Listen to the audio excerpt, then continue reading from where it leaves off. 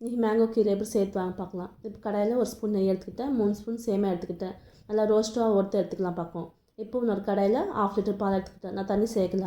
சிம்மில் வச்சு ஒரு 15 மினிட்ஸ் நல்லா காய்ச்சிக்கலாம். இப்போ ஒருத்தர் வச்சுக்க சேமியா சேர்த்துக்கலாம்.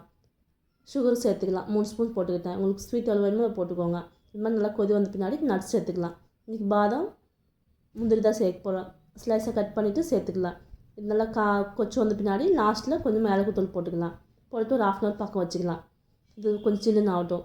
இப்போது மிக்ஸி ஜாரில் நான் 3 மாங்காய் பழுத்து மாங்காய் எடுத்துக்கிட்டேன். இப்போது மிக்ஸி ஜாரில் ஐஸ் க்யூப் போட்டுட்டு மேலே தோலை எடுத்துகிட்டு ஸ்லைஸை கட் பண்ணி சேர்த்துக்கலாம். அடிச்சுட்டு இப்போ அதில் ஊற்றிக்கலாம். ஊற்றிட்டு 2 மிக்ஸ் பண்ணிவிட்டு சர்வ் பண்ணுங்க. டேஸ்ட் நல்லாயிருக்கும். கலரை பார்க்க சூப்பராக இருக்கும். இப்போ கிளாஸில் 2 ஐஸ் க்யூப் போட்டுட்டு அதை ஊற்றிட்டு கொஞ்சமாக கட் பண்ணி மேங்காய் சேர்த்துக்கலாம். லாஸ்ட்டில் நட்ஸ் சேர்த்துக்கலாம். டேஸ்ட் நல்லாயிருக்கும். எங்கள் பொண்ணுக்கு சின்ன பொண்ணுக்கு ரொம்ப பிடிச்சிருந்தது. செஞ்சு பார்த்துட்டு எப்படி இருந்ததுன்னு சொல்லுங்கள். பாய்.